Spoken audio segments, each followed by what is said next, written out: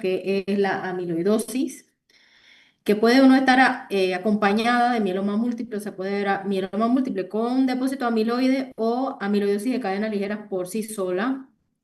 Y la otra patología frecuente que vemos también es la macroglobulinemia de Waldenström, que es como un intermedio entre una presentación de mieloma múltiple y una presentación de linfoma.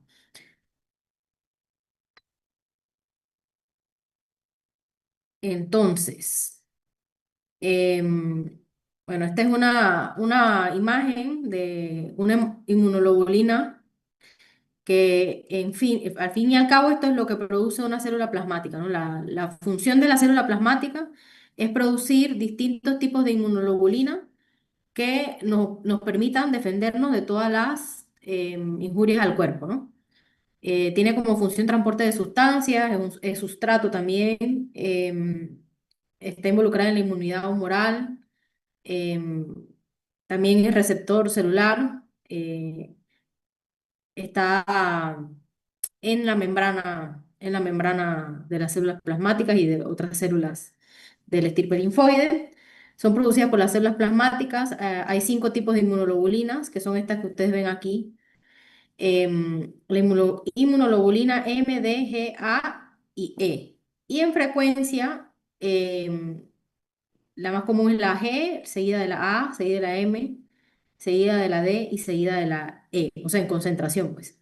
Una inmunoglobulina tiene 2 cadenas pesadas y 2 cadenas ligeras que están unidas por puentes disulfuro y ambas cadenas van a tener una porción constante y una porción variable. Cuando la célula plasmática todavía no se le ha presentado un antígeno, usualmente la inmunoglobulina que se produce primero es de tipo M o D y luego que hay presentación de antigénica y ahí entonces cambia en su porción variable, ocurren algunas mutaciones y cambia de clase. Eso es lo que se dice cambio de clase que vamos a ver más adelante porque el cambio de clase, o sea, las mutaciones que ocurren en el cambio de clase, son las mutaciones iniciales que llevan a desarrollar un mieloma. Entonces, la porción variable es importante porque, bueno, ahí se reconocen los antígenos, neutralizan las cosas que son extrañas al cuerpo, participan en la aglutinación y son las que se precipitan cuando vemos nosotros, por ejemplo, la muestra de sangre que tiene mucha inmunoglobulina, pues ahí se aglutinan y precipitan, ¿no? A través de la porción variable. Y en la porción constante, ahí se encarga de unir, de fijar el complemento, que no sé si se acuerdan, bueno, de las anemias hemolíticas, ahí se fija el complemento. em, es la porción de unión del receptor FC y es la que determina la vida media de la inmunoglobulina. La IgG es la más abundante, 80% de todas las inmunoglobulinas, principal en la neutralización de bacterias, cruzan la placenta, se secretan en la leche materna y tienen un rol en la inmunidad fetal y del recién nacido. La IgA es la que vamos a encontrar principalmente en las secreciones serosas y mucosas. También tienen que ver con la neutralización de virus, protege la superficie corporal y los conductos secretores, también presente en la leche materna y importante la inmunidad del recién nacido. La IgM es la más grande porque ella está conformada en un pentámero, o sea, son 5 inmunoglobulinas que se unen y forman un pentámero, ahora la inmunoglobulina M. Tiene mayor actividad antibacterial, es un fuerte activador del complemento y cuando la tenemos aumentada, em, tiene un rol, o sea, como esta previscosidad. Entonces, ustedes por eso van a ver que más adelante en la macroglobulinemia de Waldenström, los síntomas de hiperviscosidad son importantes porque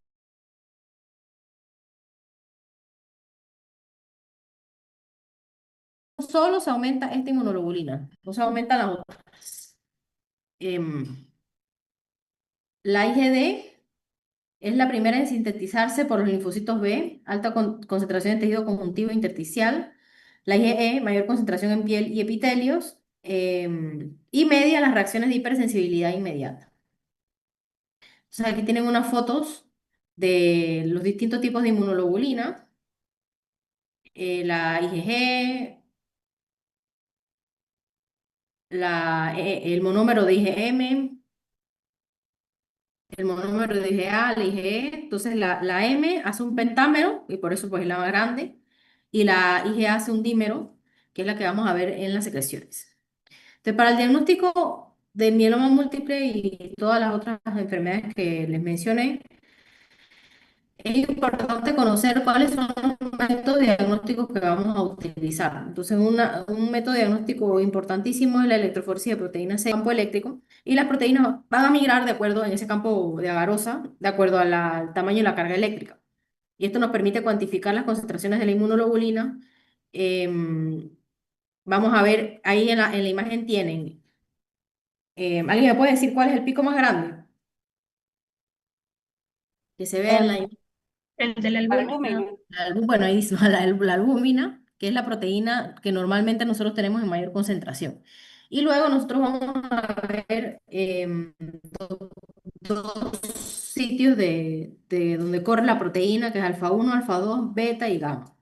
Entonces, usualmente el mieloma múltiple hace un pico monoclonal en la porción gamma, pero hay algunos mielomas que pueden tener picos monoclonales en la porción beta o alfa, pero lo usual es la región gamma. Cuando nosotros estamos leyendo una electroforesia de proteína, podemos ver tres patrones. Un patrón normal, que es el que están viendo allí en la imagen, donde la albúmina es el pico más grande. Podemos tener un patrón policlonal, donde va a haber un aumento de la región gamma, y puede haber.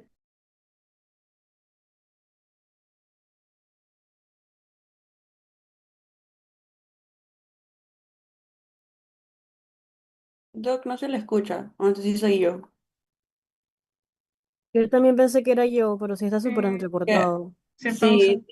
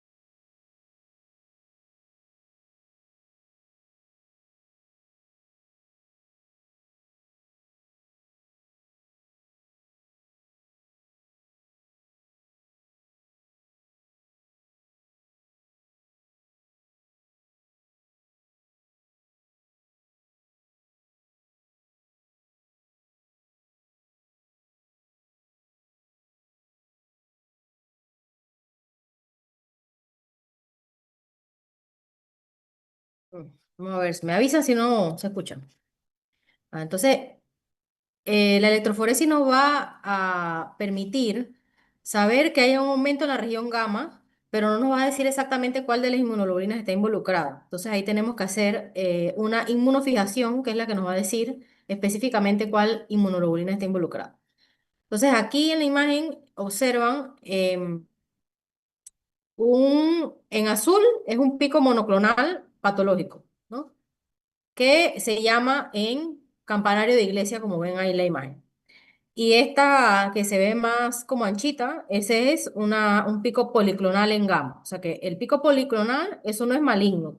La hipogammaglobulinemia, eso no es maligno. La malignidad se da cuando tenemos un pico monoclonal en, eh, puede ser en campanario de iglesia, pero a veces es un poquito más ancho, pero con la inmunofijación se confirma que tengamos una presencia de proteína clonal. ¿Ok? Entonces las electroforesis deben hacerse solas y con inmunofijación. Entonces, hay otras enfermedades. Ajá, disculpa, una pregunta. En el slide anterior, ajá. para confirmar que sí entendí. Lo ancho entonces sí es normal, o sea, podemos esperarlo. No, lo Pero, ancho, lo ancho es policlonal. ok, Si está más ancho que esto. O sea, esto es ancho normal. Cuando está un poquito más anchito es policlonal, así como ven aquí. Y monoclonal suele ser en pico de campanario de iglesia. ok, que ese es el patológico. A ese es el Más patológico. A fácil. Ok, veces, a veces hay patológicos que son como los policlonales, pero ahí confirmamos con la inmunofijación. Entonces siempre es importante parear ambas cosas, electroforesis de proteína más inmunofijación. Entonces, ¿cuáles son? Bueno, hay muchas enfermedades que pueden producir gamapatía policlonal, y eso no es mieloma. por ejemplo, procesos infecciosos, inflamatorios, neoplasias no hematológicas, enfermedades del tejido conectivo y enfermedades hepáticas. Y el otro patrón es la hipogamaglobulinemia, que es lo que ven ahí en la imagen, donde casi no vemos curva en gamma, y eso ocurre cuando las concentraciones de las proteínas están muy reducidas, puede ser congénita, puede estar asociada a la inmunodeficiencia como un variable, a otras enfermedades que produzcan pérdidas proteicas, como lo son el síndrome nefrótico, las enteropatías perdedoras de proteínas, las quemaduras. em, y también tener en cuenta que vamos a tener enfermedades de mieloma múltiple que no elevan, o sea, que no tienen un pico monoclonal por electroforesis. En estos casos pueden ser mielomas múltiples de cadenas ligeras libres o mielomas múltiples que se llaman oligosecretores, o sea, que no secretan suficientes proteínas. Entonces, si nosotros tenemos una alta sospecha clínica de un mieloma múltiple que no tiene un pico monoclonal en la electroforesis, el diagnóstico siempre debe acompañarse de la cuantificación de las cadenas ligeras libres. Entonces, esta es una inmunofijación, que es lo que debemos pedir, o sea, pedimos electroforesis de proteína más inmunofijación para definir exactamente cuál de las inmunoglobulinas es la clonal, ¿no? Em, Aquí lo que se hace es que se agregan anticuerpos monoespecíficos anti-gamma, anti-alfa, anti-M, anti-kappa y anti-lambda, que eso se precipita ahí en el gel de agar y detecta específicamente cuál es la proteína. Entonces, el corte de detección es de 200 miligramos por decilitro o gramos por litro. En suero y en orinas es de 40 miligramos por decilitro. Como les digo, si nosotros tenemos una alta sospecha de mieloma y no nos sale nada en la electroforesis, tenemos que ir a buscar las cadenas ligeras libres en suero, que es el siguiente estudio que se realiza. Del 10 al 16% de los pacientes con mieloma múltiple serán de cadenas ligeras en suero. Entonces, estos son los rangos de valores normales, que igual siempre nos lo reportan en el laboratorio. Y ahí hay que, el valor que nos tenemos que aprender es la relación kappa-lambda, ¿no? La relación kappa-lambda normal es de 0,26 a 1,65. Si esa relación es menor de 0,26 es patológico. Si es mayor de 1,65 también es patológico. Hay algunas condiciones, sobre todo la más común que les puedo decir es la enfermedad renal crónica, donde puede haber elevación de las proteínas, tanto kappa como lambda, pero usualmente se elevan ambas y la relación se mantiene normal. Lo patológico es que sea una de ellas la que se eleve, porque es monoclonal, recuerden la monoclonalidad, entonces se va a elevar solo kappa o solo lambda, no las dos. La otra técnica que debemos hacer en la evaluación diagnóstica es podemos buscar también cadenas ligeras libres en la orina, y esto se llama la proteína de Benz-Jones, que hacemos lo mismo, búsqueda de cadenas ligeras libres en una muestra de orina de 24 horas. Em, Esto es lo que se reporta cuando hacemos la proteinuria de Benz-Jones. Aquí lo importante es que se recoja la orina durante 24 horas. La técnica se basa en que usted le diga al paciente que bote la primera orina del día y que empiece a recoger luego de de botar esa orina. Y luego se recoge por las siguientes 24 horas y se manda a analizar. Eso es con respecto a los estudios de diagnóstico más importantes que ustedes deben recordar. Esto ya lo mencioné, que son cuáles son los tipos de mieloma múltiple y enfermedades asociadas a las cadenas, a la producción de proteínas por las células plasmáticas. Y aquí agrego otra que se llama POEMS, que es una enfermedad muy rara. Denme un momentito.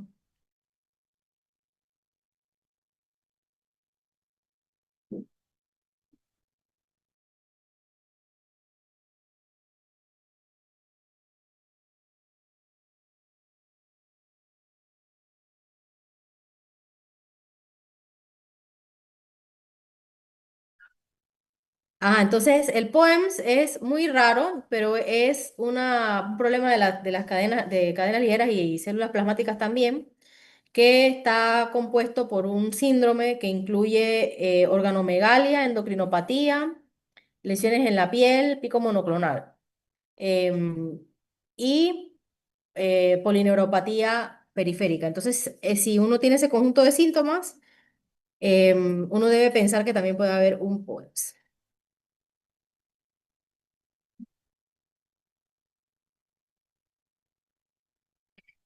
Entonces, la definición de las gamapatías monoclonales es un grupo de enfermedad caracterizada por la proliferación de una clona de células plasmáticas. Clona es maligno, ¿sí? De células plasmáticas que produce un solo tipo de inmunoglobulina.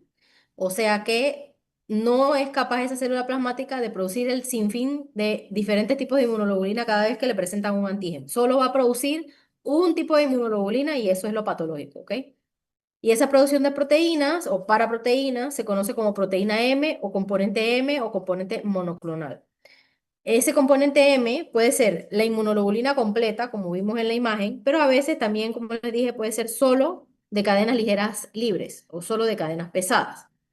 Em, Puede haber un pico monoclonal de enfermedades no hematológicas por una clona pequeña de células plasmáticas que son premalignas. También podemos encontrarlo a veces en algunas otras enfermedades y no necesariamente quiere decir que cumplimos los criterios diagnósticos de mieloma, por ejemplo.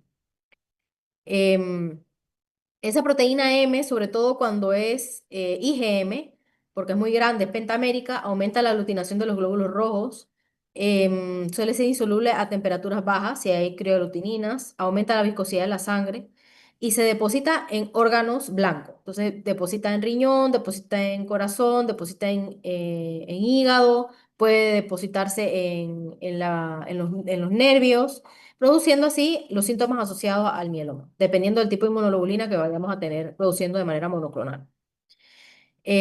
Todos los mielomas múltiples vienen siempre de algo anterior, o sea, siempre hay un evento inicial que se transformará luego en un mieloma múltiple. Entonces, ese evento inicial em, es, bueno, ocurren algunas mutaciones inicialmente, que son el cambio de clase y la hipermutación somática inicialmente, y eso hace que ocurra una gamapatía monoclonal de significado incierto.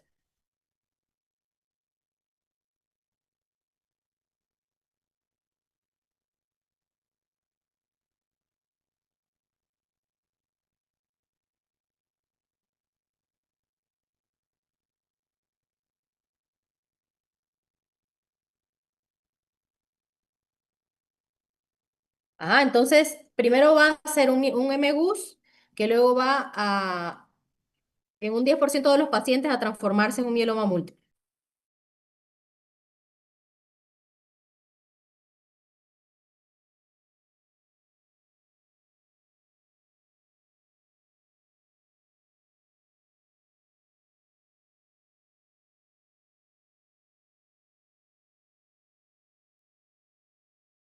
Ajá, y entonces después se transforma en un mieloma indolente y después se transforma en un mieloma múltiple.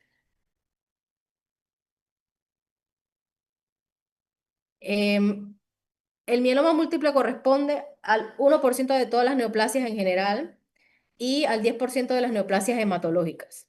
Más o menos hay 4 casos por cada 100.000 habitantes. Esos son reportes de los países del norte. Nosotros tenemos la impresión de que en países de Latinoamérica es una enfermedad que es más común, es más frecuente en hombres y 2 veces más frecuente en negros. La edad mediana de los países del norte es de 65 años y esa edad es 10 años menor cuando lo diagnosticamos aquí en Latinoamérica.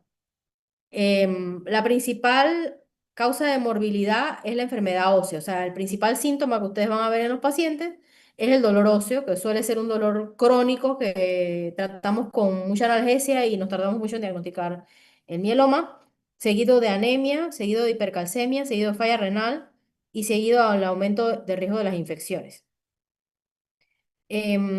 Más o menos el 2% de los pacientes van a tener enfermedad extramedular al momento del diagnóstico y 8% desarrollarán una leucemia de células plasmáticas, que es la parte más agresiva. Como les dije, todo paciente con mieloma múltiple viene de una gamapatía monoclonal de significado incierto primero, después se transforma en un mieloma múltiple smoldering o indolente y luego en un mieloma. Pero no todo paciente que tiene una gamapatía monoclonal de significado incierto llegará a tener un mieloma en el transcurso de su vida. Podemos encontrar más o menos un 5% de MGUS en población sana de más de 50 años y el riesgo de progresión de MGUS a mieloma es de 1% por año. Un 50% de las personas habrán tenido un MGUS hasta 10 años antes de haberse diagnosticado con mieloma. O sea que eso tenemos que estar, bueno, puede ser que los detectemos si pedimos electroforesis a los pacientes. Y al igual que el mieloma, pues los MU pueden ser de cadenas ligeras libres o de cadena pesada con la inmunoglobulina presente.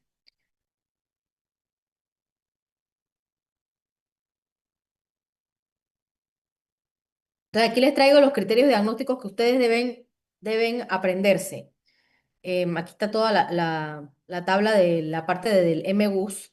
Entonces puede haber una gamapatía monoclonal de significado incierto no IgM, una gamapatía monoclonal de significado incierto IgM o una gamapatía monoclonal de significado incierto de cadenas ligeras libres. Y tienen aquí detallados cuáles son los criterios diagnósticos. En general, la presencia de un pico monoclonal sin evidencia de infiltración medular por células plasmáticas, o sea, que la cantidad de células plasmáticas sea menor del 10% y que nosotros tengamos ausencia de daño a órgano blanco, es diagnóstico de MGUS, ¿ok? ¿Cuáles son la evidencia de daño a órgano blanco? La nemotecnia CRAB, que seguro ustedes por ahí han escuchado, el C de calcio, R renal, A de anemia y B de hueso. Se agrega a ese CRAB unos criterios que se llaman Slim CRAB, que ahorita en la otra tabla se los muestro, ¿no? Y en el caso de las cadenas ligeras libres es que tengamos alteración de la relación capa-lambda en ausencia del CRAB o el Slim CRAB, sin infiltración a médula ósea.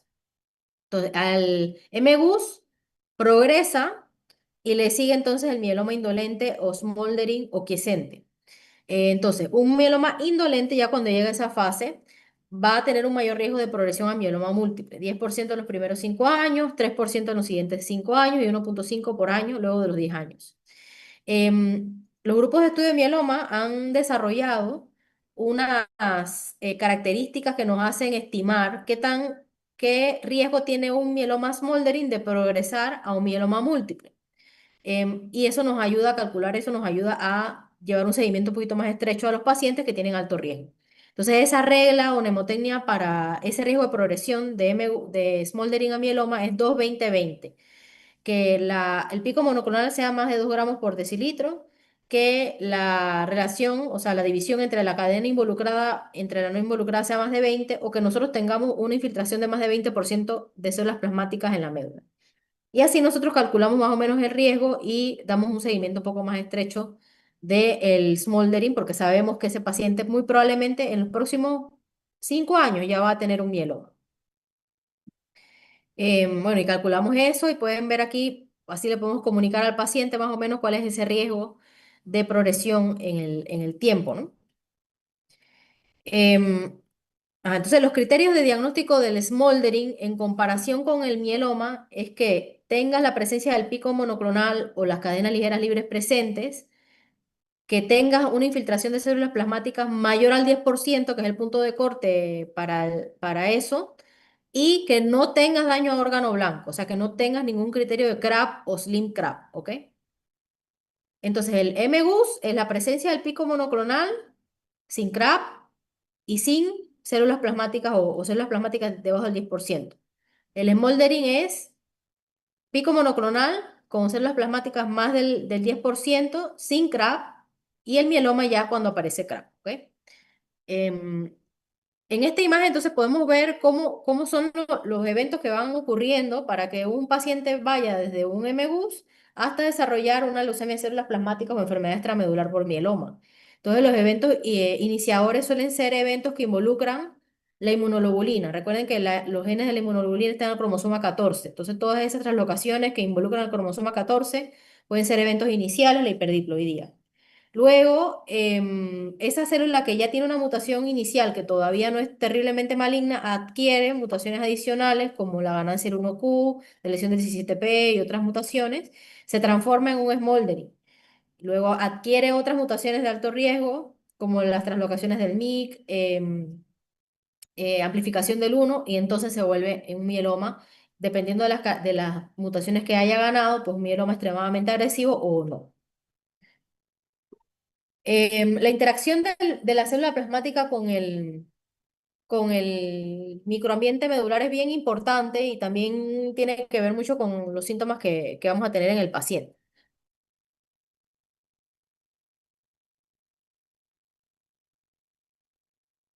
Hay un poco de gente con las cámaras apagadas. Roselito, Amanda. Ya, todo el mundo las prende. Hay unas interacciones que ocurren entre la célula plasmática y el osteoclasto, y el osteoclasto con el osteoblasto, la célula plasmática con el linfocito T, que hace que esa interacción con el linfocito T a través del PDL1 y PD1 hace que el linfocito T propio no detecte a la célula plasmática maligna y la permita sobrevivir. Em, También va a haber una interacción con las células mesenquimales de la médula ósea, con los macrófagos, con la matriz extracelular, ¿sí? Entonces, la célula plasmática puede secretar ciertas citocinas que hacen la interacción en todas estas células, ¿no? Entonces, usualmente tenemos alteraciones del beta integrina, que eso hace que prolifere la célula plasmática y se inhiba la apoptosis. Tenemos interacciones o alteraciones en la secreción de CXCR4, CXL12, que estos son citocinas bien importantes que mantienen las células dentro del nicho medular. O sea que si hay una alteración de estas citocinas, lo que pasa es que esa célula plasmática se va a la sangre periférica y esta alteración puede asociarse con leucemias de células plasmáticas. También hay una alteración muy importante que es un aumento de la relación RANK-ligando contra RANK, que eso hace que se aumente la actividad del osteoclasto y no del osteoblasto, ¿sí? Se disminuye la osteoprotegerina y se aumenta la relación RANK-ligando-RANK. Estimula la interleucina 1B, que hace inhibición de la apoptosis. Y bueno, lo que le dije del PDL1, que tiene que ver con la interacción con el linfocito T y el escape a la detección inmune y supervivencia de la célula maligna. Em, entonces, por toda esta interacción y lo que les he contado y todo lo que pasa con las interleucinas, es que vamos a ver las manifestaciones clínicas de la enfermedad. Esa disminución de la osteoprotegerina y el aumento de rank ligando rank L va a llevar a destrucción ósea, dolor óseo, fracturas, ¿no? El aumento de las interleucinas, como la interleucina 6, que es bien representativa del mieloma, el factor de necrosis tumoral alfa, eso va a llevar a un freno de la eritropoyesis y anemia. em, el aumento de la interleucina B1B y factor de necrosis tumoral beta, las lesiones líticas, osteoporosis, el depósito de las proteínas monoclonales en los órganos va a llevar a las lesiones orgánicas, que la más característica es la lesión renal, que puede ser por varios mecanismos, puede ser porque la proteína se acumula dentro de los túbulos renales. Esa proteína acumulada dentro de los túbulos renales se llama proteína Tamm-Horsfall, pero también se puede depositar en el glomérulo, en la membrana glomerular, sobre todo el amiloide, a medida que como cadena ligera libre hace esa alteración. Como hay un aumento de una sola inmunoglobulina, se reduce en el resto, entonces vamos a tener una relación inadecuada de globulinas que nos permitan defendernos de las infecciones, o sea que el paciente va a tener infecciones recurrentes. Y si la inmunoglobulina involucrada es la IgM, que es la más grande, pues vamos a tener elevación de la viscosidad sanguínea con síntomas como cefaleas, confusión, convulsiones, falla cardíaca, etc. En esta tabla podemos ver cuáles son los síntomas más frecuentes. Como les dije, el principal síntoma o lo primero que manifiestan los pacientes es el dolor óseo secundario a la lesión ósea, seguido de anemia que va a producir fatiga, debilidad, seguido de los daño renal y hipercalcemia. Recuerden que la inmunoglobulina más frecuente es la IgG, seguido de la A y las otras son menos frecuentes. Bueno, aquí entonces tenemos un resumen de los criterios diagnósticos de cómo van pasando de MEGUS a smoldering a mieloma activo, ¿ok? Entonces les dije que el smoldering es que tengas el pico monoclonal con más de 10% de células plasmáticas sin daño a órgano blanco. Y el mieloma es que tengas el pico monoclonal, que tengas más de 10% de infiltración y que tengas presencia de daño a órgano blanco. Entonces, el daño a órgano blanco lo vemos por el CRAB, que ya lo mencioné, pero también en los últimos 10 años se han incluido unos criterios que se llaman Slim CRAB, que son estos que ven aquí. El Slim CRAB es que tengas más de 60% de células plasmáticas. Ahora voy a cerrar la puerta, un momentito.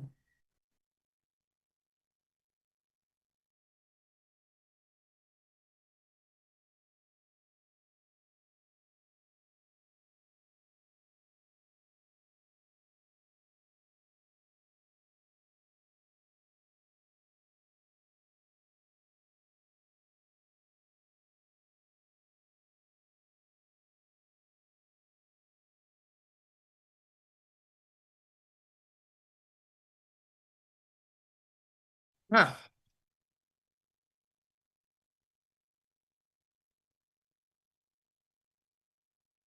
el shrink wrap es que tengas más del 60% de células plasmáticas en la ausencia de el pico monoclonal. O sea, no tienes que tener 3 gramos con más del 60% de células plasmáticas ya diagnósticas, que la relación involucrada versus no involucrada sea más de 100 o que tengas más de una lesión focal por resonancia magnética que mida más de 5 milímetros.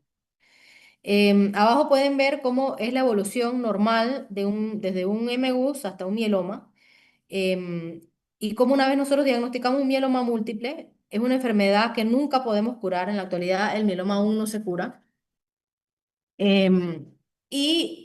Suele ser una enfermedad que nosotros tratamos, entramos en remisión o en respuesta, la enfermedad vuelve a regresar, pero cada vez que vuelve a regresar, la posibilidad de meter a ese paciente en una respuesta profunda es cada vez menor. O sea, que con cada recaída, la recaída es más grave y solemos perder cada vez más pacientes a medida que el paciente va recayendo, recordando que estos son pacientes que son añosos, o sea, igual pueden fallecer por todo lo asociado a la enfermedad. Aquí les escribo que es el CRAP, ¿ok? El CRAP es hipercalcemia que tenga 1 miligramo por decilitro arriba del valor superior normal o más de 11, falla renal que tenga una tasa de filtración glomerular por debajo de 30 o que aumente la creatinina de su basal arriba de 2 o en 2 miligramos por decilitro, anemia que tenga una disminución de la hemoglobina de 2 gramos con respecto a su anterior o que tenga una anemia por debajo de 10, y las lesiones óseas, em, cualquier lesión osteolítica, ya eso se considera lesión ósea. Recuerden que las lesiones del mieloma son osteolíticas, no osteoblásticas. Por eso de la alteración de la osteoprotogerina y el RAN ligando que les comenté.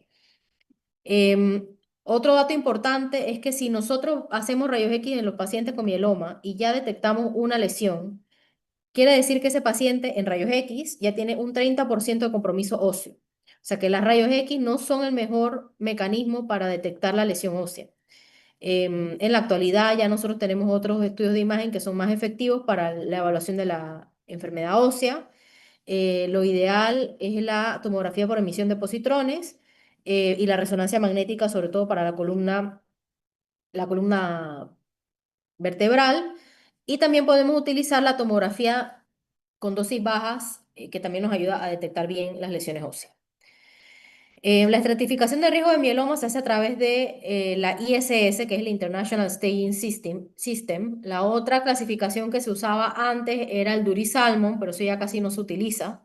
Entonces la ISS es bastante sencilla, se basa en los valores de la beta 2 microglobulina y de la albúmina. Si tienes una beta 2 microglobulina arriba de 5,5 es un ISS de 3, y si tienes un valor menor de 3,5 es un ISS de 1 y el intermedio es el 2. Si tienes un involucro renal al diagnóstico ISS 3B.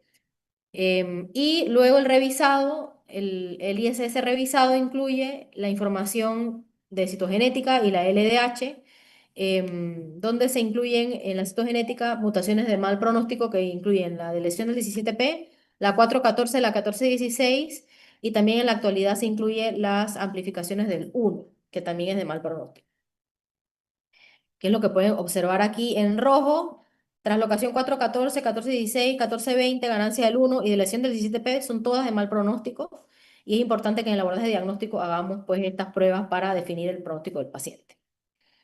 Entonces aquí tenemos un pequeño caso clínico que ejemplifica em, un mieloma múltiple. ¿No? No es lo común, o sea, lo común de los pacientes que se debutan con mieloma múltiple no es la pancitopenia, sino la anemia, ¿ok? Pero bueno, este es un paciente que traía pancitopenia. Recuerden, lo común, lo más común es la anemia primero.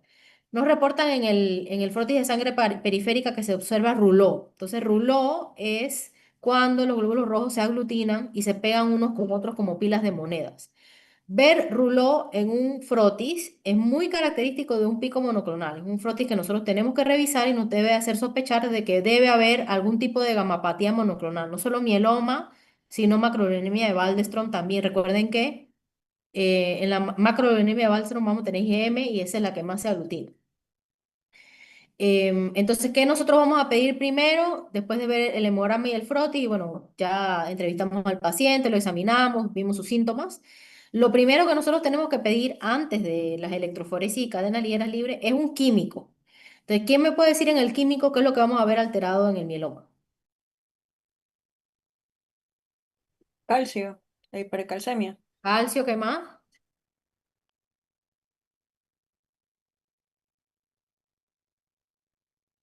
¿Qué más?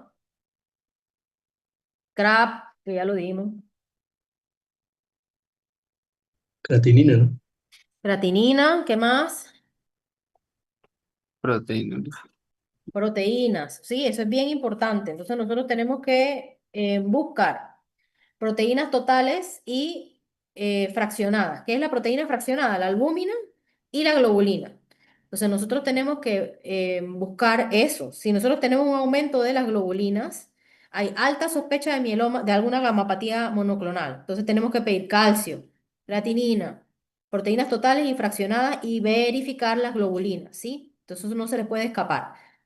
Si nosotros no tenemos alteraciones en las proteínas totales y globulinas, ¿quiere decir que ese paciente no tiene mieloma? No, no quiere decir que no tiene mieloma, porque puede ser un mieloma de cadenas ligeras libres, ¿ok?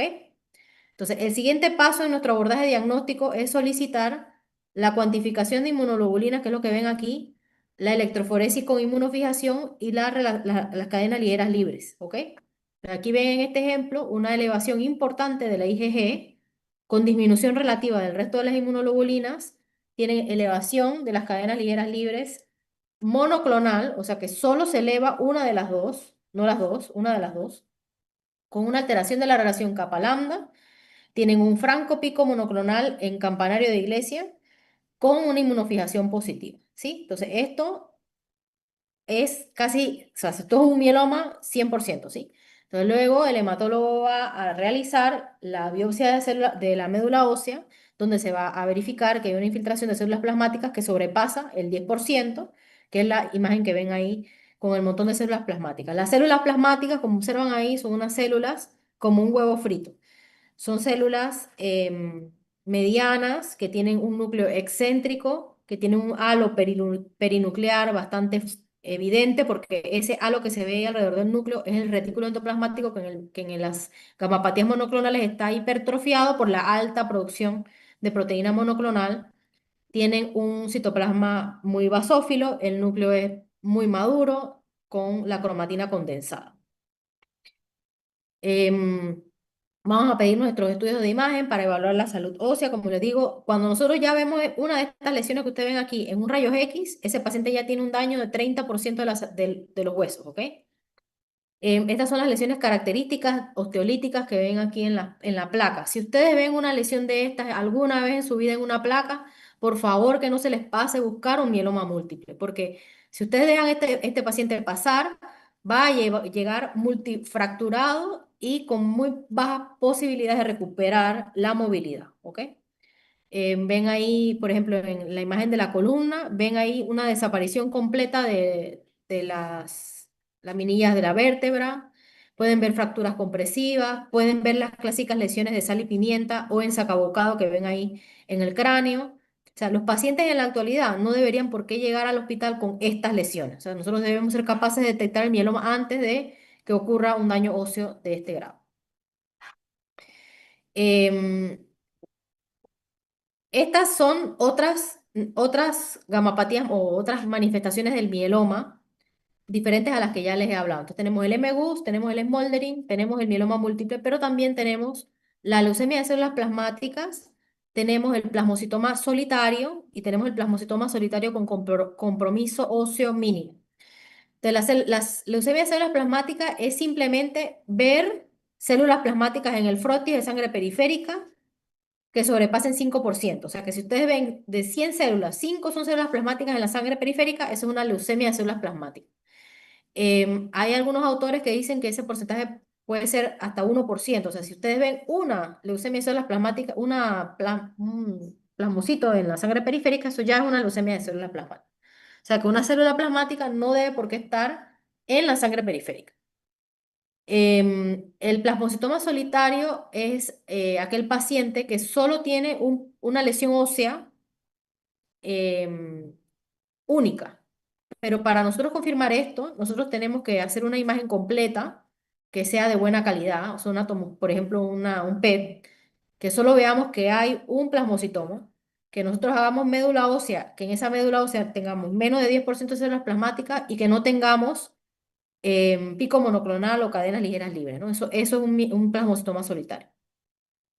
Y el plasmocitoma solitario con mínimo compromiso óseo es tener ese plasmocitoma sin ninguna otra lesión en el PET ni en la resonancia, que no tenemos nada de evidencia de CRAP o Slim CRAP, pero cuando hacemos la médula ósea hay un porcentaje menor del 10% de células plasmáticas que son clonales o un pico monoclonal que es muy pequeñito, ¿ok? Entonces esas son las otras clasificaciones del mieloma. Em, bueno, esto está un poquito viejo porque en el pasado, bueno, uno clasificaba al paciente si era alto riesgo o riesgo estándar, de acuerdo a las alteraciones citogenéticas que tenía el paciente, y así uno decidía qué esquema elegía. Pero en la actualidad, la verdad es que nosotros damos el esquema, el mejor esquema que tenemos disponible a todos los pacientes, sean de alto riesgo o de riesgo estándar, porque en los últimos 5 años ha habido mucha evolución en el tratamiento del paciente con mieloma. Esta tal es para que se acuerden de que el mieloma es una enfermedad muy compleja que involucra muchas otras manifestaciones médicas y que lleva un tratamiento de soporte que no solo es la quimio. Entonces, para la enfermedad ósea, nosotros debemos agregar al manejo los bifosfonatos, que es lo que se usa para el tratamiento de la osteoporosis. Podemos usar alendronato, ácido solendrónico, denosumab, ¿no? Y esto reduce el riesgo de fracturas. Cuando el paciente ya viene fracturado, pues debemos mandar al paciente para reparación de estas fracturas por cifoplastía, vertebroplastía. Otra cosa que podemos hacer por los pacientes es que si ese es un paciente que viene fracturado por el mieloma múltiple y tiene mucho dolor en un sitio específico, radiación puede ser una manera de controlar el dolor. En el mieloma, hay dos urgencias en el mieloma, que el doctor ya le subió las diapositivas de las urgencias hematológicas. Las dos urgencias que hay en el mieloma son la compresión medular por un plasmocitoma en columna o la hipercalcemia. Entonces, ustedes deben ser capaces de identificar esa urgencia y dar el tratamiento inicial. En el caso de que nosotros tengamos plasmocitomas que produzcan em, compresión medular con algún nivel sensitivo, por ejemplo, retención urinaria, disminución de los reflejos en los miembros inferiores, eso es una urgencia y requiere radiación inmediata. ¿Ok? En la ausencia de radiación inmediata, lo que podemos hacer es dar esteroides a altas dosis. ¿Ok? Eso es una urgencia. La hipercalcemia también es una urgencia. ¿Qué hacemos para eso? De manera inicial, vamos a hidratar al paciente para mantener una diuresis de 100 cc kilo hora. Vamos a iniciar esteroides a altas dosis, vamos a vigilar la diuresis y vamos a referir al paciente de inmediato. Para la anemia, podemos apoyar al paciente con agentes estimuladores de eritropoyetina. Para las infecciones, para su prevención, podemos poner inmunoglobulina. El mieloma por sí solo es una enfermedad protrombótica, porque la célula plasmática y esa inmunoglobulina también la paraproteína interactúa con las otras proteínas del plasma y las otras proteínas del plasma que son los factores de coagulación. Entonces también se pueden afectar y aumenta el riesgo de trombosis. Entonces el paciente debe ser anticoagulado, hay que calcular unos riesgos ahí. Además, los inmunomoduladores que son la talidomida y la lenalidomida también aumentan el riesgo de trombosis. Y la falla renal por el depósito proteínico también es un problema en el paciente con mieloma. Incluso estos pacientes pueden llegar a requerir hemodiálisis en el diagnóstico, entonces tenemos que evitar las drogas nefrotóxicas. Ok, ¿alguna pregunta del mieloma múltiple? No, doctora. Clarísimo. Vamos a ver quién falta. Hay 19 personas. Ustedes son 20, ¿no? Sí, Sí, doctora. es que hay dos compañeros que están en el hospital, están rotando. Están rotando. ¿Quiénes son? Carla Sarabia y Fabricio Alfano.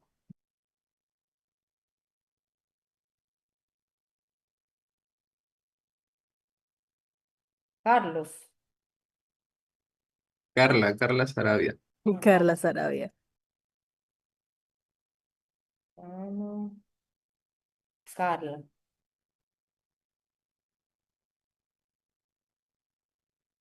Y Alfano, ¿cómo se llama Alfano? Fabricio. Fabricio. Fabricio.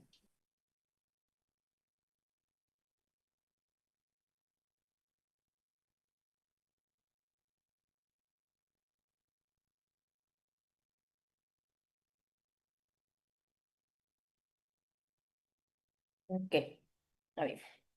Bueno, ahora vamos con la macroglobulinemia de Waldenström. Entonces, la macroglobulinemia de Waldenström, como les digo, es como un intermedio de presentación clínica entre un mieloma y un linfoma. El otro nombre de macroglobulinemia de Waldenström es linfoma linfoplasmocítico. Ese es el otro nombre, ¿ok? La célula plasmática de la macroglobulinemia de Waldenström solo produce inmunoglobulina de tipo M, no produce de las otras inmunoglobulinas. Entonces, a veces cuando nosotros tenemos un paciente con alta sospecha de mieloma y nos sale un pico monoclonal de tipo IgM, nosotros nos hace pensar más que ese paciente puede tener una macroglobulinemia de Waldenström. Digo, no quiere decir que no pueda haber mielomas IgM, pero no son los más frecuentes.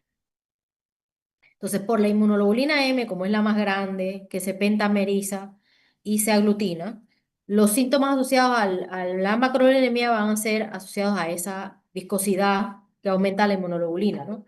Hiperviscosidad afecta la interacción de la inmunoglobulina con los factores de la coagulación, así que aumenta el riesgo de hemorragia. Las hemorragias de estos pacientes suelen ser gingivorragias, epistaxis.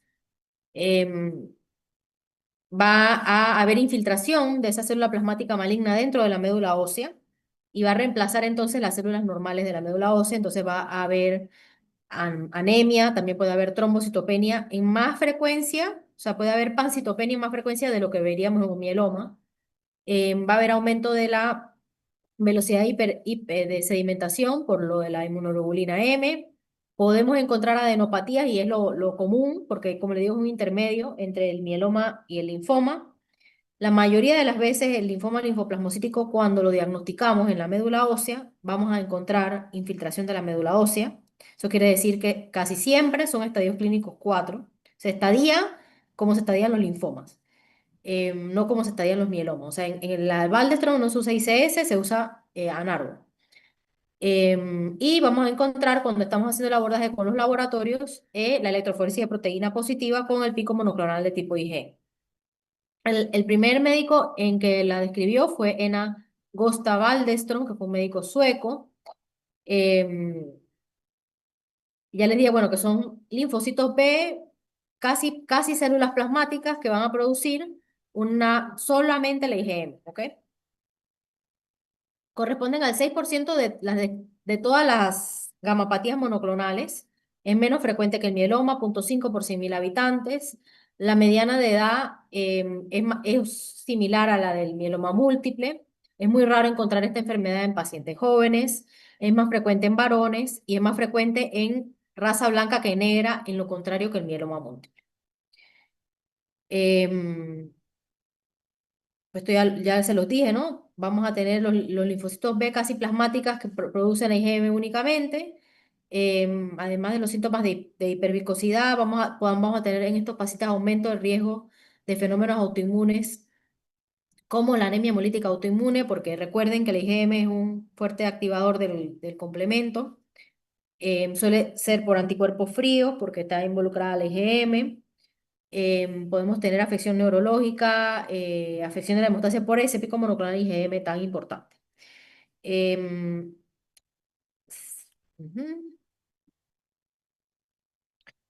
Entonces, bueno, ¿qué otros síntomas? Dolor de cabeza, visión borrosa, calambres en las piernas, en los miembros superiores, pacientes confusos y en algunas ocasiones puede haber hemorragia intracraneal.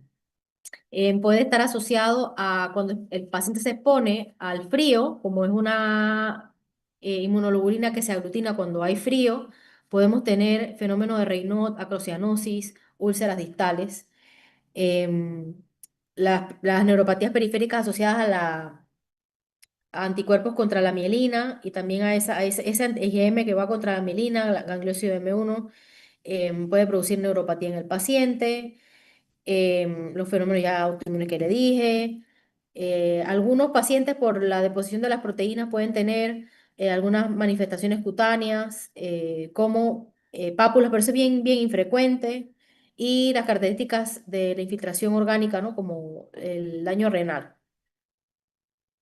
El paciente también por infiltración orgánica puede tener macroglosia, que eso es algo también llamativo eh, cuando se depositan las cadenas ligeras libres.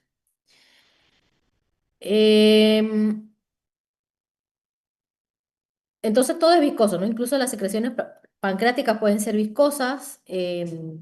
La viscosidad nosotros podríamos medirla en el laboratorio por una técnica especial que mide la viscosidad y la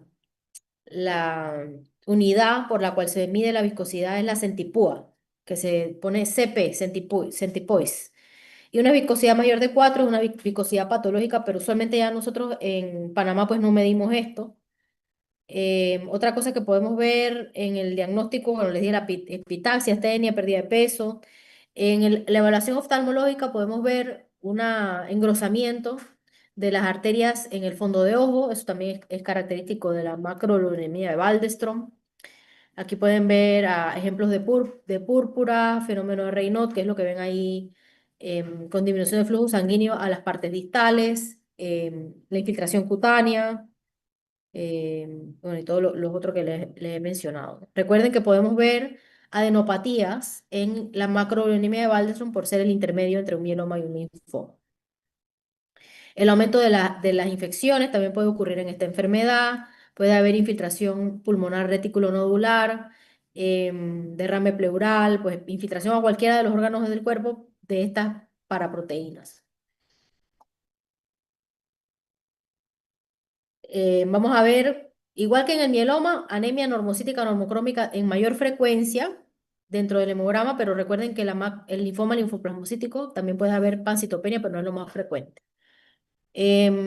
Vamos a tener BESA aumentado, también vamos a ver el ruló y en mayor porcentaje de lo que lo vemos en el mieloma porque es una inmunoglobulina M.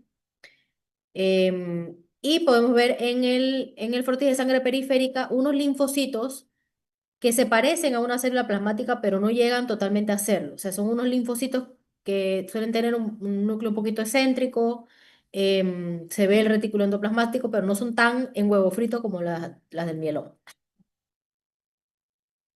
Em, la mayoría, casi, o sea, casi el 100% de los casos es por IgM, pueden prolongar los tiempos de coagulación, puede disminuir los factores de la coagulación. Y vamos a hacer el mismo procedimiento diagnóstico que hacemos con el mieloma. Vamos a pedir una química, vamos a pedir una electroforesia de proteína, inmunofijación, cuantificación de inmunoglobulina M, vamos a hacer una médula ósea y como pueden haber adenopatías, tenemos que hacer una tomografía del cuerpo entero, ¿ok? En la médula ósea vamos a ver infiltración por células linfoplasmocitoides, no totalmente plasmáticas, y puede haber algo de fibrosis en algunas ocasiones. Los cuerpos de Dutcher son unos inclusiones intracitoplasmáticas que se ven como unas burbujitas dentro de las células plasmáticas y eso está asociado también a estas enfermedades. En esta imagen de frotis, esto es un ejemplo de linfocitos linfoplasmocitoides, o sea, no llegan a ser completamente una célula plasmática, pero se asemejan mucho y esto lo podemos ver en la sangre periférica y en la médula ósea.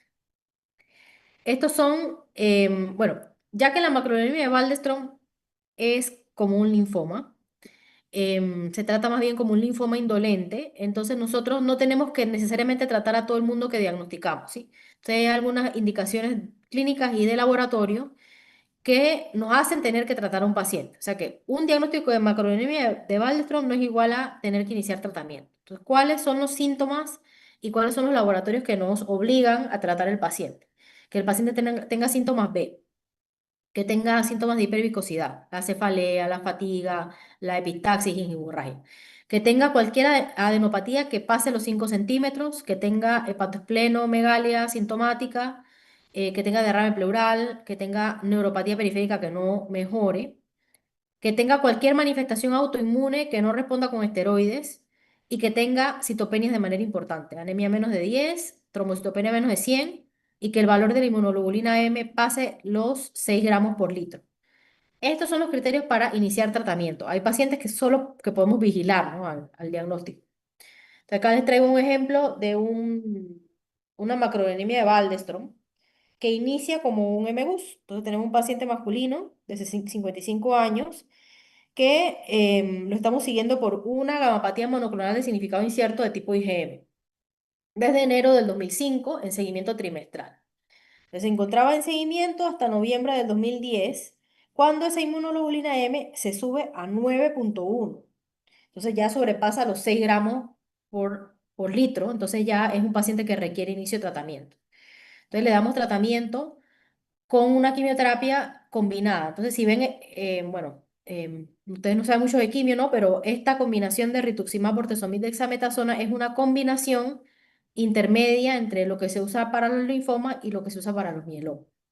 Se le da 4 meses de tratamiento, se interrumpe por neuropatía, en este caso la neuropatía es secundaria a tratamiento, y el paciente queda con un valor de inmunoglobulina M de 1,1, que no es normal, pero es una respuesta apropiada. El paciente vuelve a entrar en vigilancia hasta el 2015, donde esa inmunoglobulina vuelve a aumentar y presenta epistaxis. Estos pacientes, por ese pico monoclonal tan alto y lo grande que es el pentámero de IgM, consumen los factores de coagulación. Entonces, en este caso, el paciente consumió von Willebrand y desarrolló un von Willebrand adquirido, que es lo que le manifestó la epistaxis. Pues se le da nuevamente tratamiento, se deja en vigilancia y de nuevo recae en el 2022. Entonces, este es como cómo se comportan estas apatías monoclonales que tratamos, recaen, tratamos, recaen. Preguntas de la macroglobulinemia,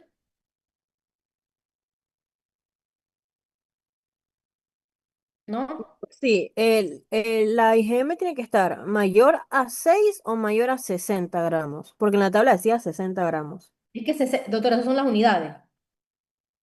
Entonces, tú puedes ser que tienes que fijarte en las unidades porque hay laboratorios que te reportan miligramos por decilitro, hay laboratorios que te reportan gramos por litro, hay laboratorios que te reportan gramos por decilitro. Entonces, dependiendo de la unidad que tú estés viendo en tu laboratorio, tienes que fijarte. ¿Me explico? O sea, que 6 gramos por decilitro es lo mismo que 60, ¿sí? Ok, ok, ok, ya, Ajá, ¿me entendiendo. entendiste? Sí, sí, sí. Ah, déjame ver para atrás acá. Sí, es que estaba viendo que usted, o sea, que hacía gramos y miligramos, pero Sí, no eso estaba viendo los depende de litros y la, decilitros. ajá, Sí, depende de sí. la unidad. Por ejemplo, aquí te ponen 30 gramos por litro. Tienes que ver la unidad bien, ¿no? Y revisa bien porque nuestros laboratorios locales nos reportan miligramos por decilitro, si mal no recuerdo. Hay que fijarse bien en las unidades. Pero hace la conversión, ¿no? La regla de tres.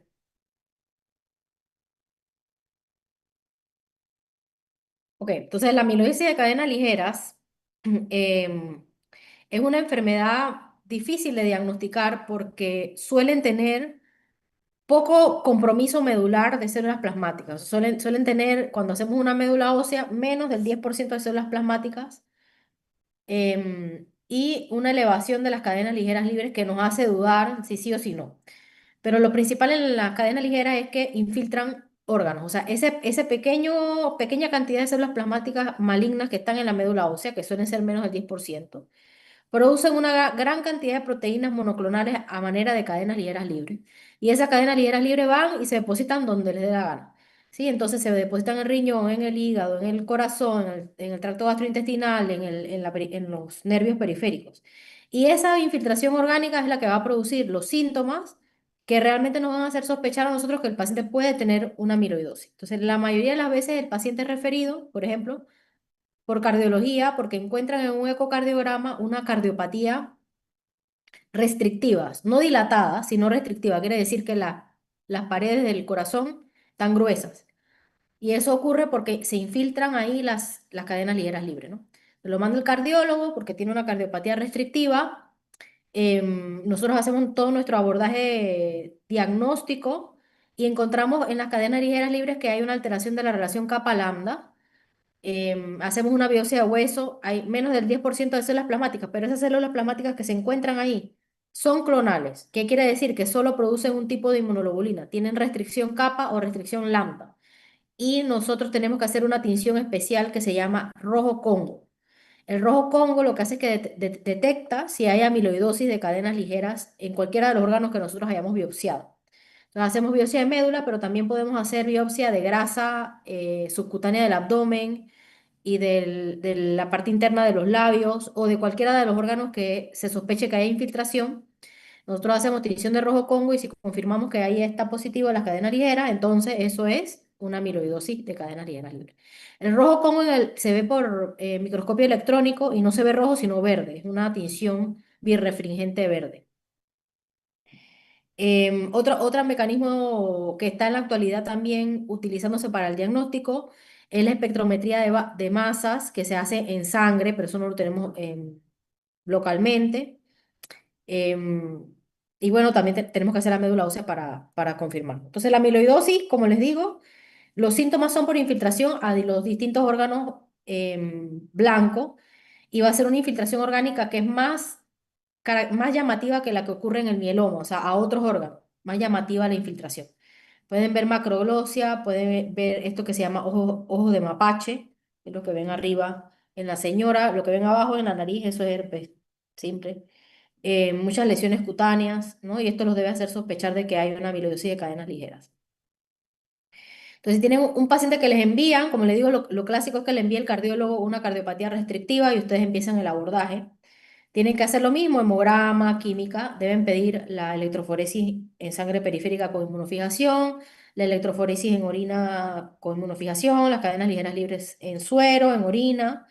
Si ustedes encuentran un pico monoclonal o tienen una relación capa-lambda alterada, ya a ese paciente necesitamos hacerle una confirmatoria, una biopsia confirmatoria que demuestre el depósito de cadenas a través del rojo Congo. Nosotros tenemos que demostrar ese depósito para decir que es amiloidosis de cadenas ligeras, ¿no? Ya sea por la grasa abdominal, porque la parte interna de los labios, o si alguien hizo una biopsia renal, ahí podemos también ver rojo Congo y nosotros tenemos que hacer la biopsia de hueso. Y confirmar, ¿no? La detección del depósito de amiloide. Si nosotros no confirmamos el depósito de amiloide, eso no es una amiloidosis de cadenas ligeras libres. Esto es lo que se ve. A la izquierda tienen ahí una biopsia de un riñón, birrefringente verde, como manzana verde.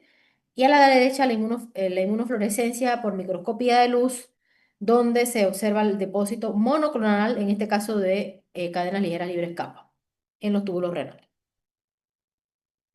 Entonces, todos los pacientes con cualquiera de bueno, no, la macroglobulinemia de Waldenström no, porque ese es más como un linfoma, pero tanto el mieloma como la amiloidosis de cadenas ligeras libres, la meta es darle quimioterapia de inducción y llevar al paciente a un trasplante, porque prolonga la supervivencia libre de progresión. Entonces, particularmente en la amiloidosis, el paciente debe ser llevado a trasplante lo más pronto que podamos. Le vamos a evaluar al paciente si es candidato o no candidato a un trasplante. Vamos a dar 2 a 4 ciclos de inducción con quimioterapia y llevamos al paciente a un trasplante autólogo para ambas enfermedades de médula ósea y luego le damos refuerzos o consolidaciones al paciente posterior al trasplante y dejamos al paciente en un mantenimiento prolongado. Si estos son enfermedades que nosotros tenemos que tratar por largo periodo de tiempo y usualmente dejamos al paciente posteriormente en mantenimiento con tabletas orales alrededor de 2 años después de haber terminado la quimioterapia y vemos al paciente cada 3 meses para evaluar la progresión de la enfermedad. Recordando que son enfermedades que no podemos curar en la actualidad, sino que entran en remisión, progresan, entran en remisión, progresan y así se comporta la enfermedad. Preguntas, ¿no? Ok, entonces vamos a pasar con el caso clínico.